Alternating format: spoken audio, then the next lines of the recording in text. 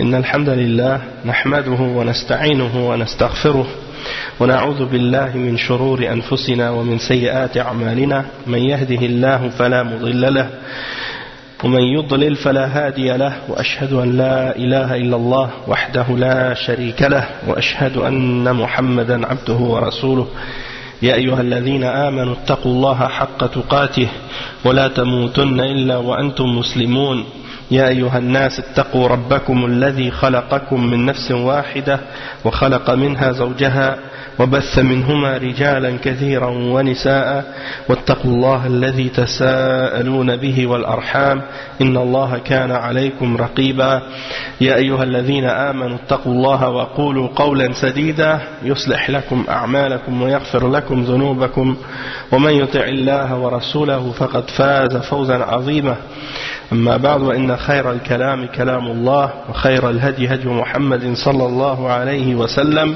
وإن شر الأمور محدثاتها وكل محدثة بدعة وكل بدعة ضلالة وكل ضلالة في النار أما بعد. On commence le cours 18 aujourd'hui dans l'explication du livre Kitab al-Kaba'ir écrit par le Cheikh Mohammed ibn Abdul Wahhab rahimahullah avec les commentaires de Cheikh Salih al-Fawzan. Et le chapitre qu'on commence aujourd'hui c'est Bab al-Badha' wal-Fuhsh. Bab al-Badha' wal-Fuhsh. Et on est toujours dans le chapitre de Kaba'ir al-Lisan, c'est-à-dire les péchés, les grands péchés qui sont commis avec la langue.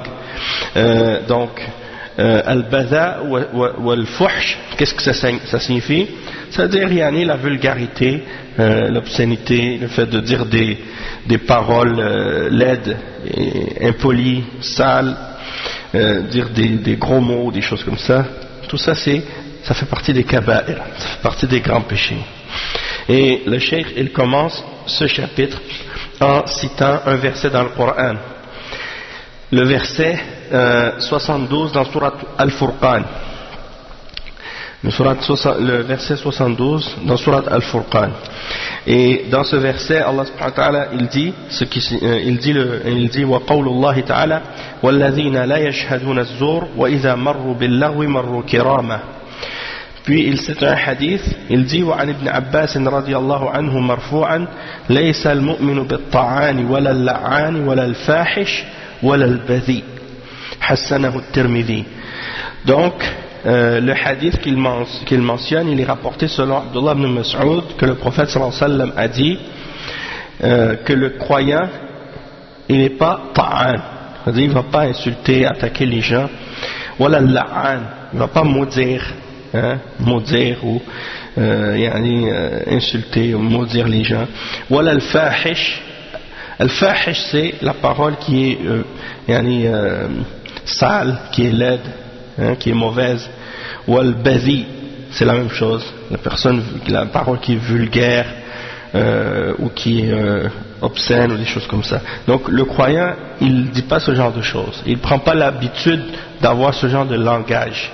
Et on voit que même dans le hadith, la forme sur laquelle le prophète mentionne ces différents mots, c'est la forme, comme on dit, de al-mubalagha en arabe, al-fa'al, ta'an, al-la'an. Donc ça veut dire que c'est la personne qui a l'habitude de toujours maudire, toujours insulter, toujours dire des gros mots, toujours être vulgaire, grossier. Donc le musulman il n'est pas grossier, il n'est pas vulgaire, il n'est pas obscène, impoli, il ne dit pas des mauvais mots comme ça. Et à notre époque on dirait que les gens malheureusement ils ont pris ça comme quelque chose qui est à la légère, c'est-à-dire c'est pas grave, tu dis des mauvais mots, tu parles mal, tu es impoli, tu es grossier, tu es vulgaire, obscène, c'est pas grave, même que parfois ils pensent que le fait d'être comme ça c'est comme une force, c'est un signe que tu es fort, que tu as une personnalité. Et quand tu dis des gros mots c'est comme, ça veut dire t'as pas peur, tu es quelqu'un de fort, alors qu'en réalité c'est le contraire. Ça veut dire que tu as un mauvais caractère, une mauvaise personnalité, tu n'as pas un bon comportement, tu n'es pas une personne respectable dans ton langage. Donc ça c'est tout à fait le contraire de qu'est-ce que l'islam enseigne, c'est-à-dire d'avoir un bon langage et d'être bien éduqué, d'être poli, d'être respectueux, de faire en sorte que tout ce qui sort de ta bouche c'est quelque chose de bien, de bon, et non pas des paroles comme ça de mauvaises. Donc le cheikh il explique, il dit al-badha'u hiya qillatul haya wal-fuhsh huwa al-kalam al-fahish alladhi yu'zi an-nas wa yamqutuhu Allah subhanahu wa ta'ala wa yubghiduhu.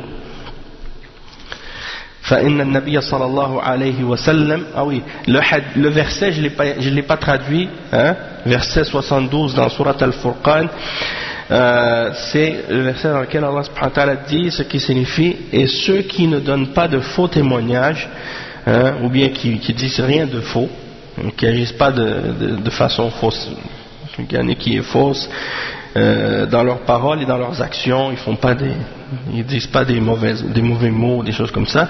Et lorsqu'ils passent auprès des frivolités et des choses qui sont des distractions, des choses qui sont mauvaises, ils s'en écartent noblement. Donc pour revenir à l'explication de Cheikh Al-Fawzan, il explique que Al-Badha, le terme Al-Badha dans la langue arabe, ça veut dire tout ce qui est avec peu de gêne, de pudeur, de timidité, hein? Qillatul haya, c'est-à-dire le peu de gêne, le peu de timidité, le peu de pudeur, hein? La grossièreté, hein? Toutes ces choses-là. Et al-fuhsh, c'est la parole qui fait du tort aux autres. C'est la parole qui est laide et qui fait du tort aux autres. Et Allah subhanahu wa ta'ala déteste, hein, il déteste ce genre de propos, de ce genre de paroles.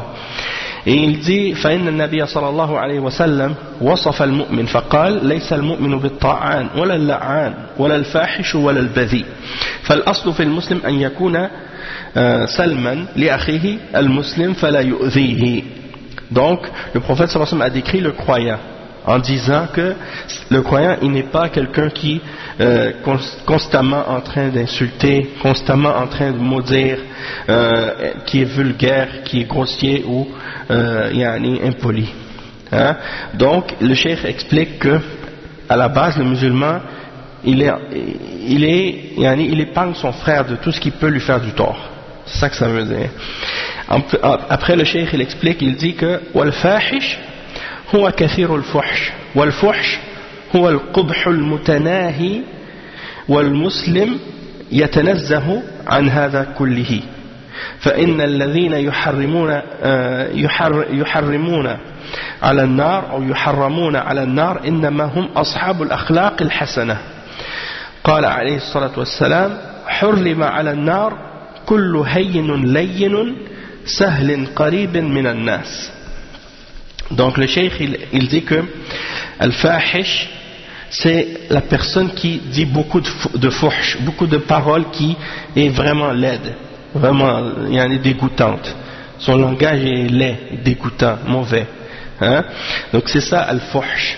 Et le musulman il doit être purifié de ce genre de langage là et écarté de ce genre de langage. Et il dit parce que ceux qui vont être interdits d'entrer en enfer, c'est seulement les gens qui détiennent un bon comportement parmi les hommes. Ceux qui n'ont pas un bon comportement vont pas être épargnés de l'enfer, hein? Ils sont menacés de l'enfer. Et le cheikh il explique ça en disant un hadith du prophète sallallahu alayhi wa sallam qui est rapporté par Ahmed dans sa Musnad. Et c'est un hadith qui est rapporté selon Abdullah ibn Mas'ud radiyallahu anhu. Il dit toute personne qui est posée, qui est douce, elle sera interdite à l'enfer. Toute personne qui est proche des gens, qui est simple, facile, hein, qui est aisée, qui est posée, qui est douce, c'est elle qui va rentrer au paradis. Tandis que les gens arrogants, fiers, grossiers, impolis, mal élevés, ces gens-là non. Hein? Ces gens-là, ils sont menacés de l'enfer parce qu'ils ont un mauvais comportement. Et d'avoir un mauvais langage et de parler mal, de dire des mauvais mots, ça fait partie d'un mauvais comportement. Ça fait pas partie du comportement du musulman. Et comme je disais tout à l'heure, maintenant les gens, ils ont pris l'habitude, surtout les jeunes entre eux, hein, parce que ceux qui sont nés ici, qui ont grandi ici, ils le savent. Hein. Comme par exemple, moi, puis comme c'est quand j'ai grandi, entre les jeunes, quand les jeunes se parlent entre eux, toujours en train de se rabaisser, de se dénigrer, de se ridiculiser, d'utiliser des mots, des qualificatifs dégradants, injurieux, grossiers, des mauvais mots, comme si rien n'était. Et des fois, tu vois ça dans les habitudes que les gens prennent. C'est devenu normal de dire à quelqu'un qu'il est stupide, bête, idiot. Les gens s'injurent les uns les autres comme ça, comme si c'était normal, et même des fois ça devient quelque chose comme si pour rire, hein, c'est pas grave. Donc ça c'est pas correct.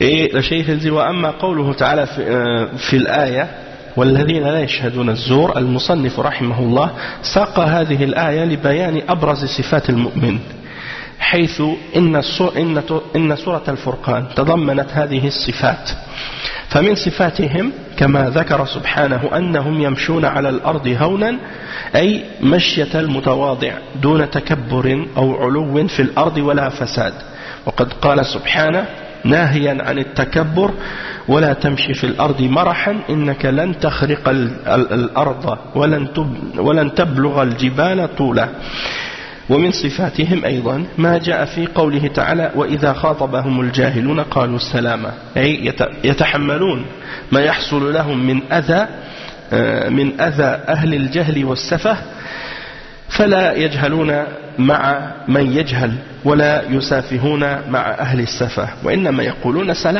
سلاما يعني وهذا ليس من التسليم عليهم وإنما هو تركهم للسلامة من شرهم تقول العرب سلاما أي قالوا قولا يسلمون به من شرهم وهذا إسلام متاركة وليس السلام يعني تحية يعني هو يعني ليس من باب التحية يعني وقال سبحانه وتعالى وإذا سمعوا اللغو أعرضوا عنه وقالوا لنا أعمالنا ولكم أعمالكم سلام عليكم لا نبغي الجاهلين. Donc le cheikh explique que dans le verset que l'imam Mohammed ibn Abdul Wahhab a cité, c'est le verset dans Surat Al-Furqan, le verset 72, et la raison pour laquelle l'auteur a mentionné ce verset-là, c'est parce que c'est une série de versets qui se suivent dans Surat Al-Furqan, dans lesquels Allah subhanahu wa ta'ala mentionne les plus importantes parmi les caractéristiques des croyants et parmi leurs descriptions et leurs attributs. Et donc, si tu regardes dans les versets qui sont à la fin justement de Surat Al-Furqan, eh bien, tu vois que Allah subhanahu wa ta'ala dit par exemple à propos des serviteurs du tout miséricordieux qu'ils marchent sur la terre humblement. Yamshuna ala al-ardi hawna. C'est comme ça que l'énumération commence. Wa ibadur rahman alladhina yamshuna ala al-ardi hawnan. C'est-à-dire ils sont humbles. Ils marchent sur la terre humbles et non avec orgueil, arrogance et fierté. Ils ne recherchent pas à s'élever sur la terre ni à faire du désordre. Et il dit ensuite, en interdisant justement l'orgueil et l'arrogance et la fierté, dans Surat Al-Isra, le verset 37, et ne marche pas sur la terre avec plein de fierté, tu ne peux pas faire s'écrouler la terre sous ton pas, et tu ne peux pas non plus atteindre la hauteur des montagnes. En voulant dire, sois humble. Il y a des choses qui sont plus grandes que toi, et plus solides, plus fortes que toi, donc toi tu es juste une petite créature sur la terre, sois modeste. Et le cheikh il dit ensuite également que parmi les caractéristiques qui sont mentionnées dans Surat Al-Furqan, c'est que lorsque les ignorants leur adressent la parole et leur disent des bêtises ou des injures ou des choses comme ça, eux ils répondent en disant salam. Et le cheikh explique que ça veut dire que eux ils endurent et ils supportent les propos de ces idiots et de ces personnes faibles d'esprit qui réfléchissent mal ou qui réfléchissent pas, quand ils disent des mauvaises choses ou des mauvais mots, ils leur donnent pas d'importance. Ils vont pas agir avec ignorance avec les ignorants. Et le cheikh il dit ils vont pas non plus réagir comme avec les faibles d'esprit comme des faibles d'esprit. Non, ils font preuve de sagesse. Et donc ils disent salam. Et le cheikh explique ici que le fait de leur dire salam, c'est pas dans le but de les saluer pour leur dire assalamu alaykum. Salam, c'est dans le but de dire que je sois épargné de leur mal. C'est-à-dire tu vas leur dire une parole qui va faire en sorte que tu vas être débarrassé d'eux et qu'ils vont te laisser tranquille. C'est ça que ça veut dire. Mutaraka. C'est-à-dire tu vas être débarrassé et abandonné. Ils vont pas te chercher. Tu vas pas leur répondre pour les provoquer encore plus, pour rajouter des histoires. Non. Tu dis salam puis tu t'en vas. Et le cheikh explique que c'est comme ça même dans le langage des Arabes. Quand ils disent salam, ça veut dire une parole par laquelle tu vas être épargné du mal qu'ils font. Parce que salam, c'est ça ce que ça veut dire. D'être comme, disons, épargné, sauvé, guéri, éloigné du mal. C'est ça ce que ça veut dire. Par exemple, salima minhum, salima min sharrihim. C'est-à-dire, tu as été épargné, sauvé de leur mal. Leur mal, il t'a pas atteint, il t'a pas touché, t'as pas souffert, t'as pas été atteint par quoi que ce soit de mauvais de leur part. Donc c'est pas pour les saluer, mais c'est dans le but d'être débarrassé d'eux. Et il mentionne le verset 55 dans Surat Al-Qasas, dans lequel Allah subhanahu wa ta'ala dit ce qui signifie, et lorsqu'ils entendent les frivolités, ils s'en détournent. Ici c'est des mauvais propos ou des mauvaises paroles ou des niaiseries comme on dit ici, des bêtises, des idioties. Tu t'en écartes. Et vous dites à vous vos œuvres et à nous nos œuvres. Salamun alaykum. Salamun alaykum. Salam. Je vous dis salam. Et wala nabtaghi al-jahilin. On ne recherche pas les ignorants. Et après il dit le cheikh ومن صفاتهم التي ذكرها سبحانه بقوله والذين لا يشهدون الزور والزور أعياد المشركين فالمسلمون لهم عيدان عيد الفطر وعيد الأضحى وهما يأتيان بعد ركنين من أركان الإسلام فلهم أعياد شرعية ليست بدعية أما الأعياد المبتدعة وأعياد الجاهلية مثل عيد النيروز والمهرجان وأعياد الفرس والروم فالواجب على المسلم أن لا يقرها ولا يحضرها ولا يشجع عليها بل ولا يهنئ أصحابها ولا يهدي إليهم ولا يأكل من الطعام الموجود فيها لأنها أعياد جاهلية بدعية. Donc le cheikh il explique que parmi les caractéristiques que Allah a mentionnées à propos des serviteurs d'Allah subhanahu wa ta'ala, c'est qu'ils ne sont pas ils ne sont pas témoins de tout ce qui est faux ou ne font pas de faux témoignages, mais ça ne veut pas seulement dire de ne pas faire de faux témoignages comme on dit shahada ou yashhadoun az-zur. Les gens parfois ils ont tendance à vouloir traduire le verset dans une seule signification pour dire comme le faux témoignage à la cour, quand tu vas témoigner à la cour. Ça c'est une des significations de shahadat az-zur. Mais shahadat az-zur peut avoir d'autres significations aussi, comme le fait d'être témoin de quelque chose de faux, dans le sens que tu vas être présent et tu vas regarder ou assister à des choses qui sont des choses d'égarement, comme par exemple les célébrations des idolâtres et leurs fêtes. Quand ils célèbrent leurs fêtes, eh bien toi tu ne dois pas être témoin de ça. Et il explique que le musulman il a deux fêtes, deux célébrations. Il y a Eid al-Adha et Eid al-Fitr. Ça, c'est les deux célébrations du musulman. Et ces deux célébrations-là viennent à la suite de deux parmi les piliers de l'islam. Il y a Eid al-Fitr qui vient après le Ramadan et Eid al-Adha qui vient après le Hajj. Donc, ça, c'est nos célébrations, et ce sont des célébrations légiférées par Allah, et elles ne sont pas innovées. Elles ne font pas partie des innovations. Tandis que il y a d'autres célébrations qui sont faites par des gens de l'innovation ou par des mushrikines ou des gens de l'ignorance, et celles-là, bien entendu, ce sont des fêtes que les musulmans n'ont pas le droit de célébrer. Comme par exemple, le cheikh il mentionne Al-Nayrouz ou bien Al-Maharajan, qui sont des fêtes chez les Perses ou chez les Romains, comme par exemple le Noël, le jour de l'an, les carnavals, les différentes sortes de carnavals, les différentes sortes de fêtes que les gens fêtent en dehors de ces fêtes-là. Toutes les fêtes que les gens font autres que Eid al-Fitr et Eid al-Adha, ça c'est des fêtes innovées, on n'a pas le droit de les célébrer, ces fêtes-là.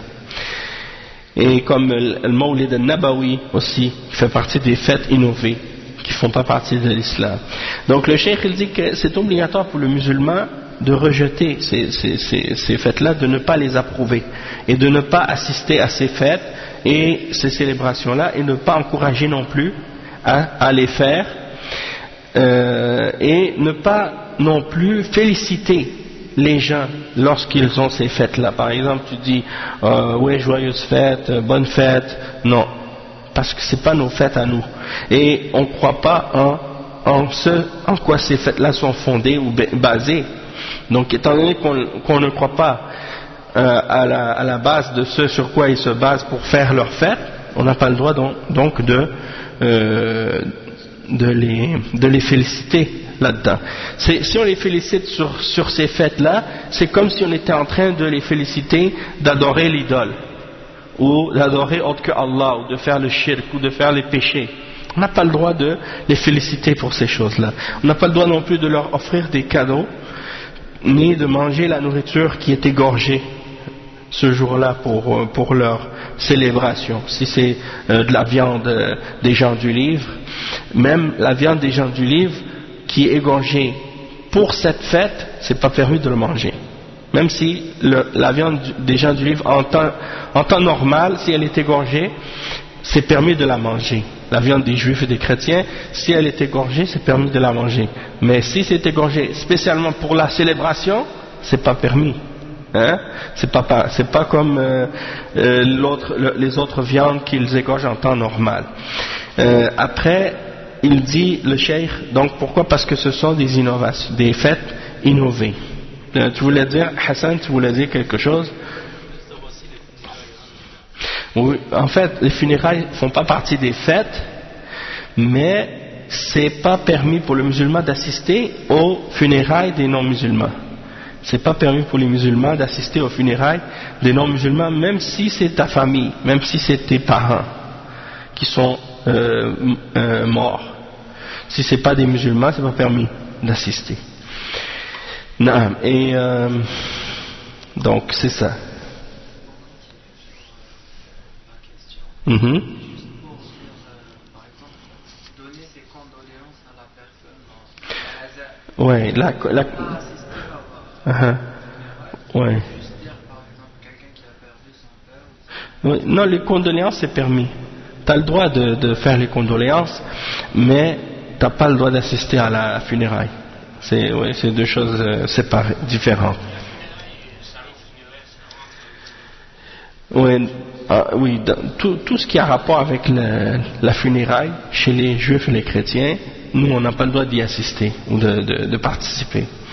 Et une fois j'ai posé la question même à Cheikh Al-Fawzan là-dessus, par rapport à l'exposition dans les maisons funéraires et des trucs comme ça, puis il n'a pas fait de distinction. Il a considéré que tout ça, ça rentre dans les funérailles, puis que c'est interdit. Après le cheikh il a dit وقوله صلى الله عليه وسلم ليس المؤمن بالطاعان ولا اللعان ولا الفاحش ولا البذيء هذه الأمور التي ذكرت ذكرت في الحديث تنقص في الإيمان أو تنقص في الإيمان وهي تسلب كماله. فالنفي هنا نفي الكمال وليس نفي أصل الإيمان، وهذا يدل على أن الإتيان بهذه الأمور من الكبائر، فلا يكون المؤمن طعانا يطعن في أنساب الناس وأعراضهم أو أشكالهم وهيئاتهم، ولا اللعان، أي ليس كثير اللعن، واللعن هو الطرد من رحمة الله سبحانه وتعالى. فمن الناس من تجده يلعن لأتفه الأسباب، فإن طلب من أولاده شيئا هاتوا لعنكم الله، أو حتى إن أراد أن يمازح شخصا لعنه والعياذ بالله. وحتى الذين يقعون في معصية تجدون يلعنون إبليس وكأنهم يحملونه الذنب وينفونه على أنفسهم. Donc le cheikh il explique que... Oui, tu voulais dire quelque chose?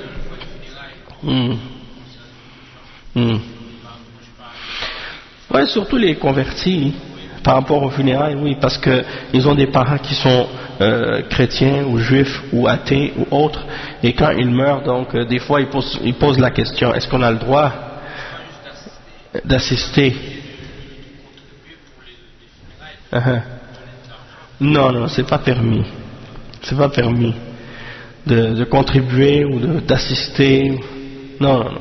Surtout que dans les enterrements, eux, ils gaspillent beaucoup d'argent. Les kuffars, ils gaspillent beaucoup d'argent pour acheter des cercueils qui coûtent 10 000, 15 000, 20 000 $, parce que au lieu d'être en bois, il va être en un autre, comme au lieu d'être en bois ordinaire là, ça va être en chêne ou en je sais pas quelle autre sorte de bois, ou bien même maintenant ils font des cercueils en mélanine ou en métal ou je sais pas quoi. Peut-être ils pensent que si le cercueil est plus solide là, ils vont pas se décomposer ou je sais pas quoi. Non, subhanallah, c'est du gaspillage d'argent. Cet argent-là peut être beaucoup plus utile à des gens qui sont vivants qu'à quelqu'un qui va être enterré. C'est comme les kuffars, parmi les comme Pharaon ou les autres qui faisaient des pyramides ou qui font des grosses mausolées pour se faire enterrer là-dedans. Gaspiller des milliers de dollars, des millions même parfois, pour construire des mausolées en marbre, et avec des décorations et de l'or et tout, pour des morts. Subhanallah, le mort il va pas profiter de ça. Donc pourquoi gaspiller cet argent-là pour des cimetières, pour des cercueils, pour des tombes et des trucs de ce genre? Ça, c'est les kuffars qui font ça.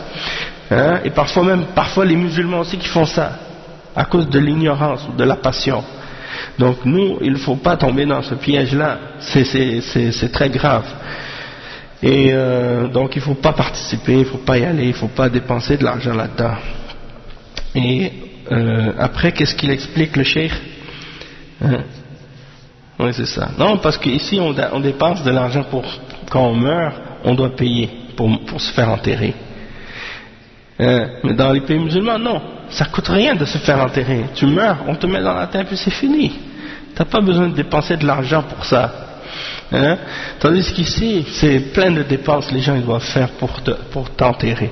Et même dans certains pays comme la France par exemple, il y a des frères qui m'ont expliqué que quand tu es enterré pour un certain nombre d'années. Si après un certain nombre d'années tu ne payes pas encore, il t'enlève du cimetière, il creuse ta tombe, il t'enlève et te jette, je sais pas, quelque part ailleurs, tes restes ou je sais pas quoi. Ouais, c'est ça, tu loues, c'est une location pour eux. Donc ça c'est vraiment, Allah musta'an, c'est vraiment, j'ai pas de mots même pour décrire qu'est-ce que, je sais pas, wallah, je me rappelle plus les détails. Peut-être ils vont les brûler ou je sais pas. Subhanallah. Il y a même il y a un endroit où ils appellent le Panthéon, où ils ont les vedettes et les gens soi-disant là, les vedettes, les importants qui sont enterrés là-bas. Hein?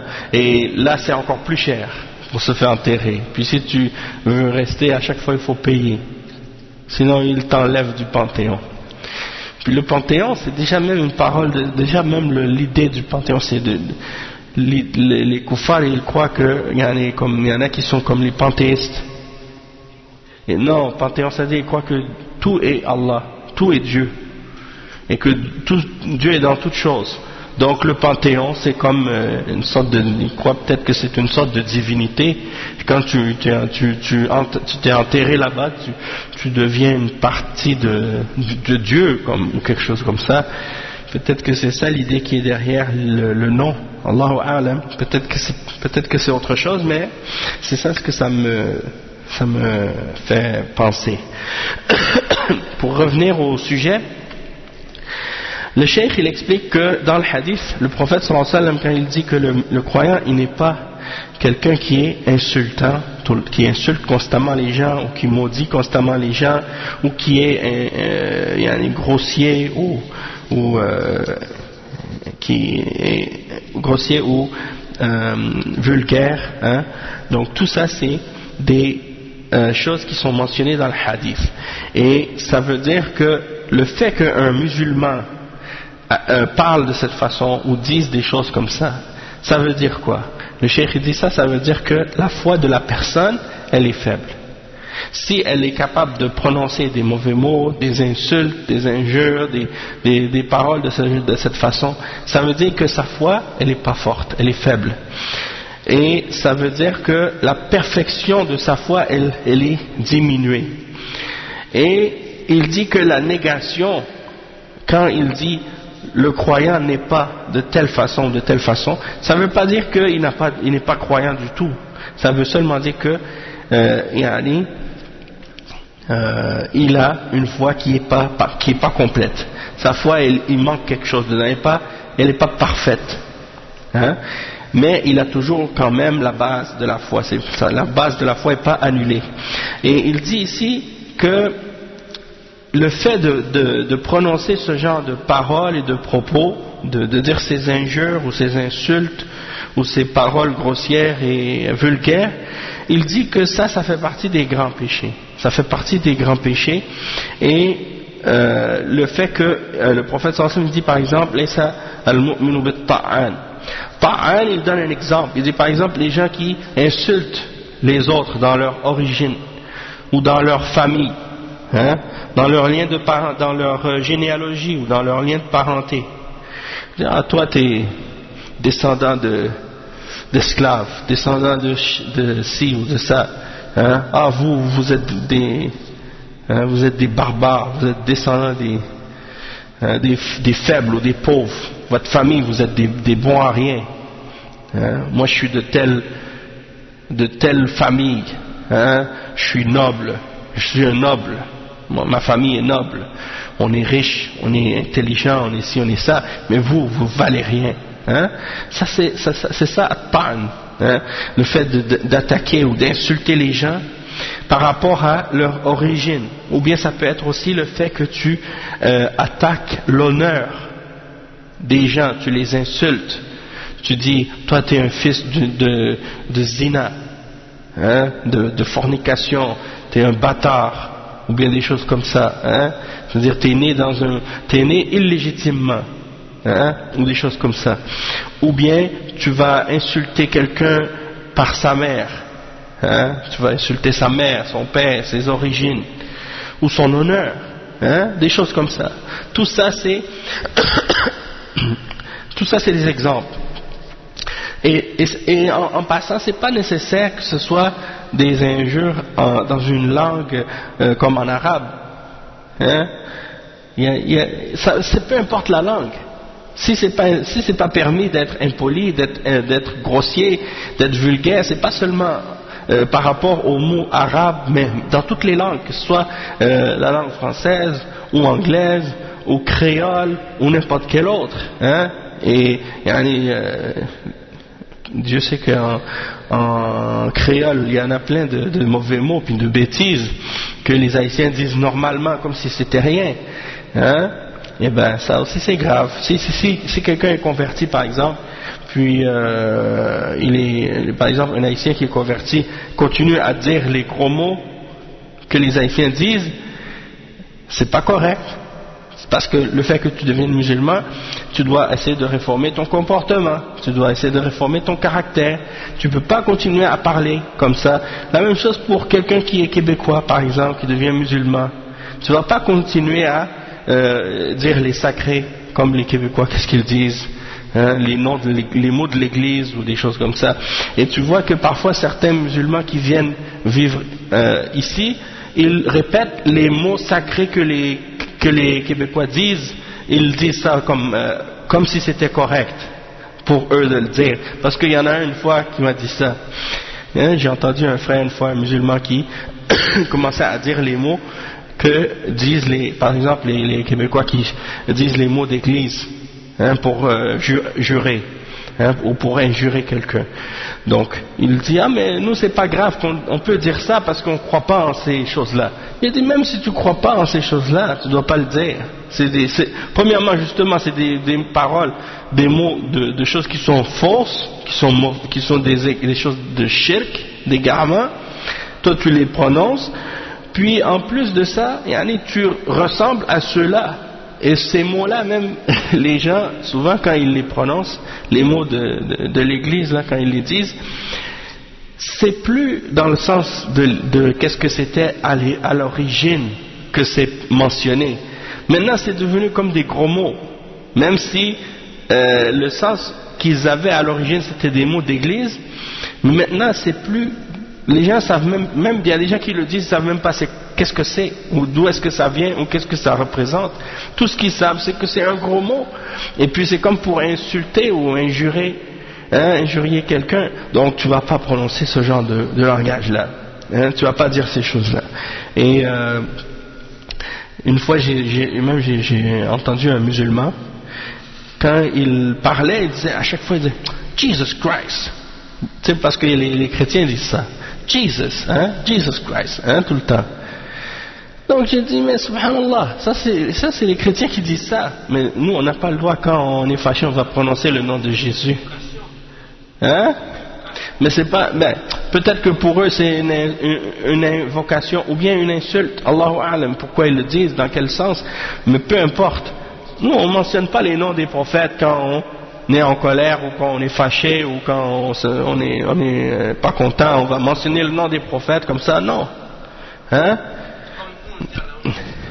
Non, mais on va faire une invocation, ça c'est clair que, mais ça c'est clair que c'est une invocation. Non, si tu vas dire par exemple Alhamdulillah ou Subhanallah ou La hawla wa la quwwata illa billah ou Allahul musta'an, tout ça c'est des du'as ou bien des invocations, des adhkar, mais pour eux, s'ils mentionnent Jésus dans le sens que c'est leur Dieu, ça c'est encore pire.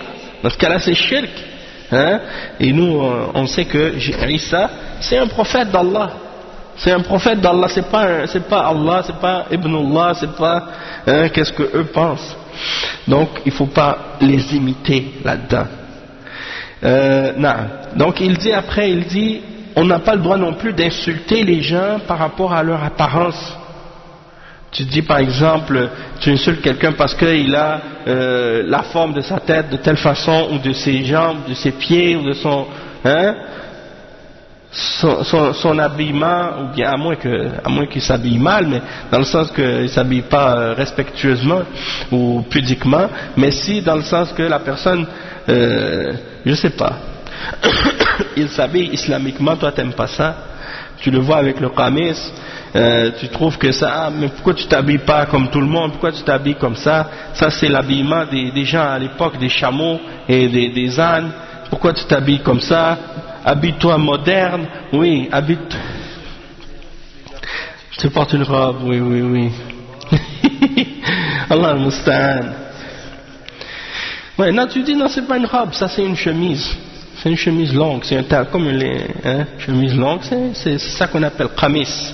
Qamis, c'est de là que vient le mot même chemise en français. Hein? L'origine du mot chemise, ça vient de l'arabe.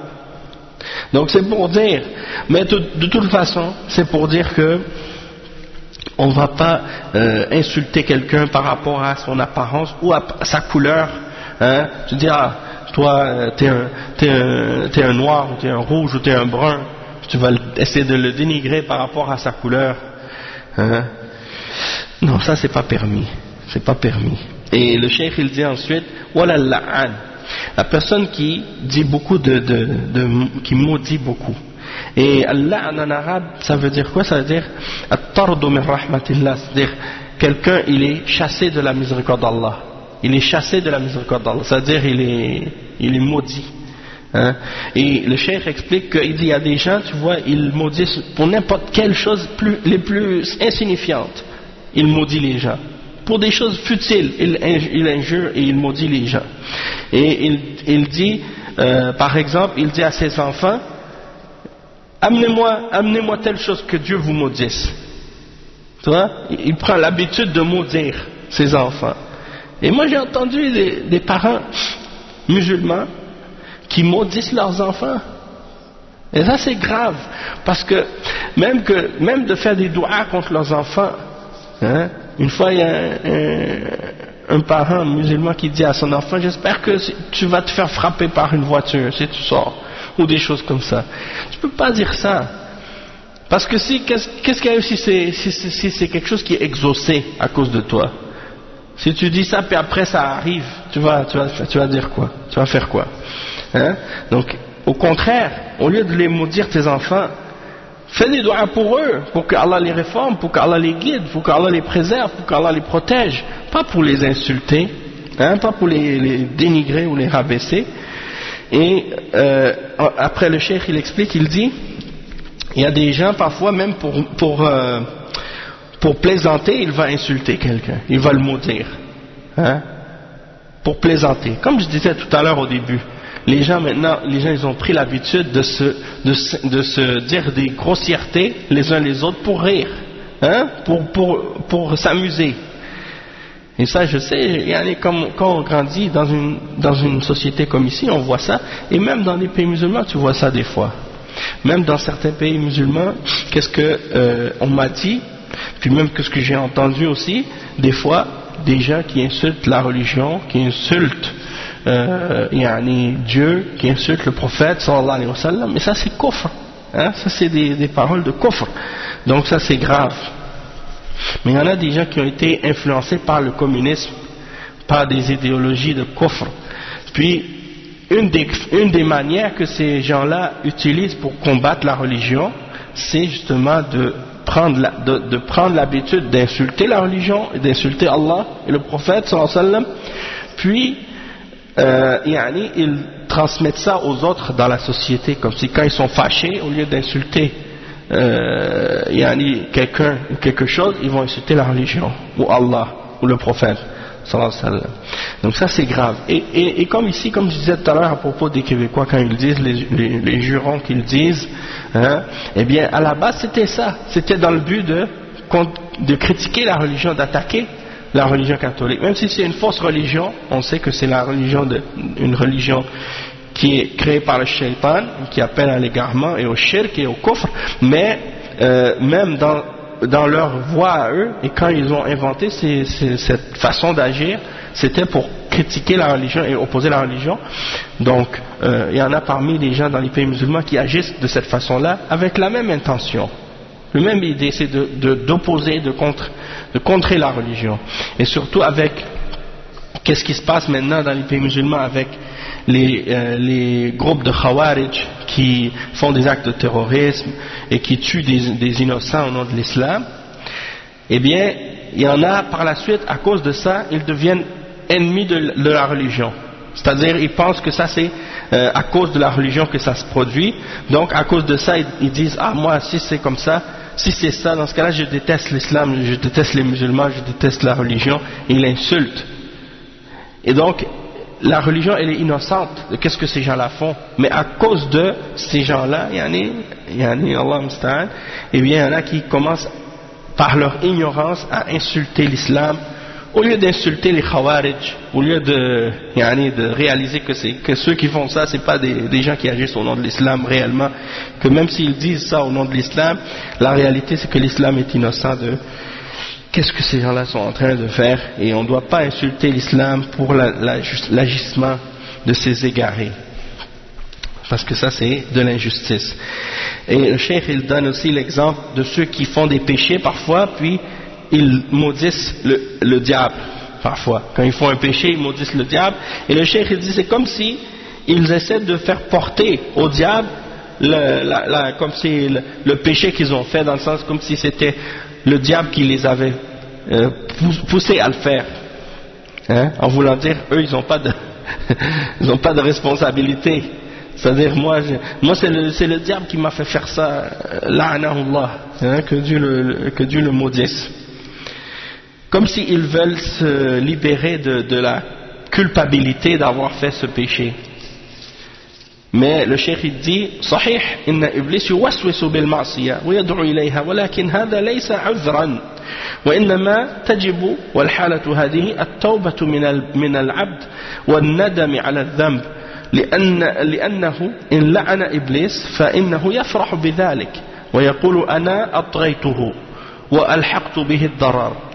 Donc il dit c'est vrai que le diable il peut te suggérer, te souffler, hein, de désobéir, de faire des péchés, et il t'invite à faire des péchés, mais c'est pas une excuse d'avoir fait le péché. C'est-à-dire tu peux pas dire j'ai fait ce péché là parce que c'est le diable qui m'a incité ou qui m'a appelé à le faire. Non, il dit qu'est-ce qui est obligatoire dans le cas où tu as fait le péché, c'est de te repentir et d'avoir des remords et de ne plus le refaire.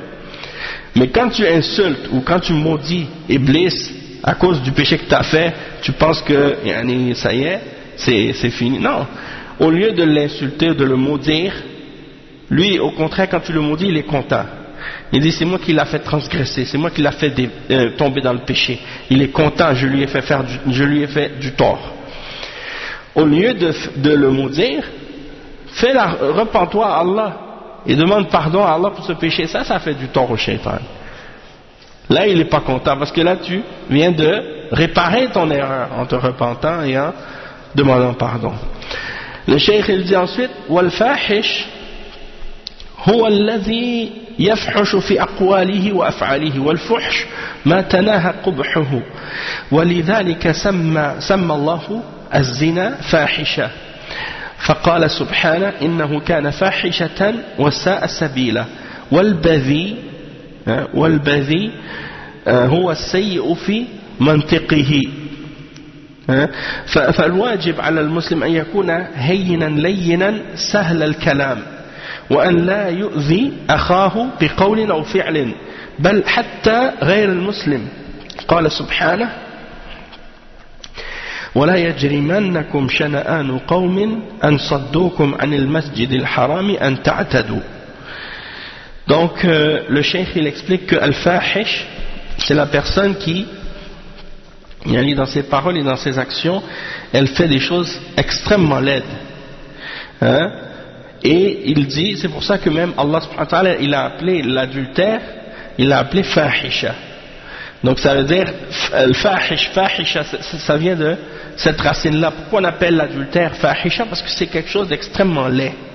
Et le cheikh il dit ensuite le verset dans lequel Allah subhanahu wa ta'ala dit innahu kana fahishatan wa sa'a sabila. En français il traduit souvent le terme fahisha comme étant la turpitude.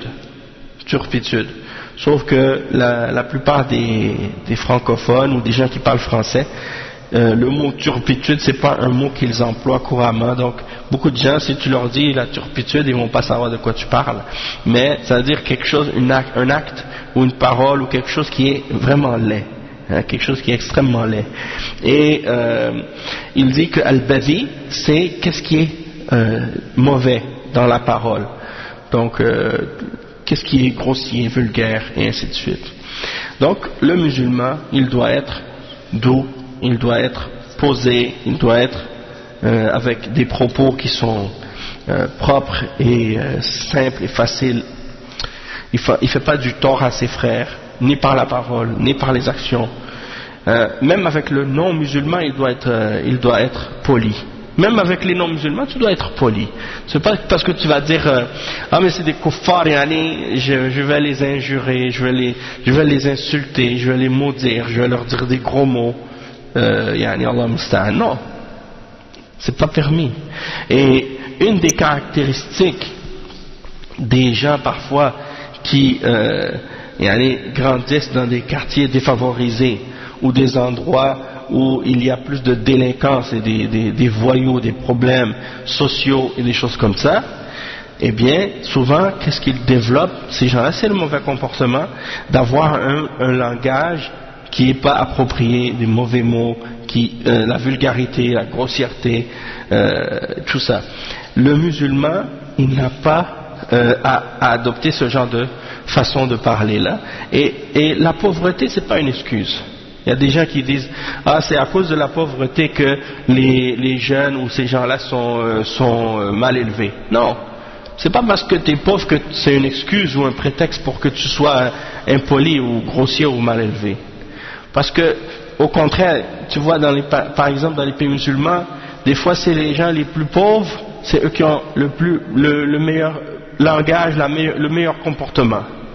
Hein? Tu vois que les gens par exemple qui viennent des villages, qui viennent des endroits plus pauvres, plus modestes, c'est eux qui ont le meilleur attitude, meilleur comportement, meilleur langage, meilleure façon d'agir avec les gens.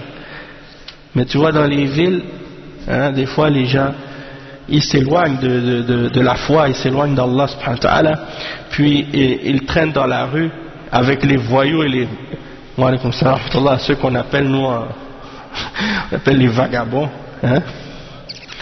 les vagabonds, comme on dit en créole. Et donc c'est des gens comme ça qui traînent dans la rue avec les voyous et qui apprennent à parler mal, à dire des mauvais mots, à insulter les gens, insulter les hommes, insulter les femmes. Et ça c'est pas le comportement ou le caractère du musulman. Aussi la même chose dans la musique.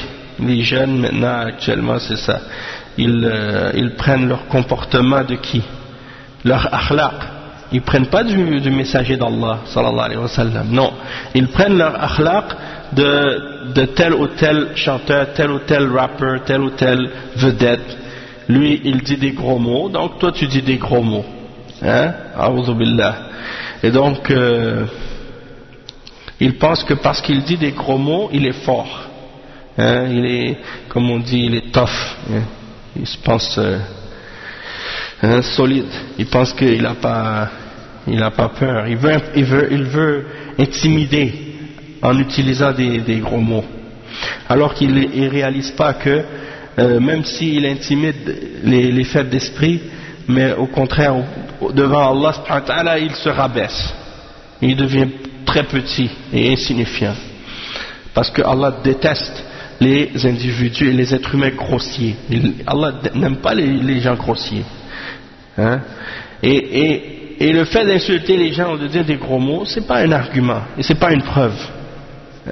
Si tu penses que tu as raison parce que tu dis des gros mots, c'est pas un argument. La grossièreté, l'impolitesse, le manque de manière, ça c'est pas un argument, c'est pas une preuve que ce que tu dis c'est vrai. Donc, limite-toi, si tu as un conflit avec quelqu'un, limite-toi à dire des bonnes paroles.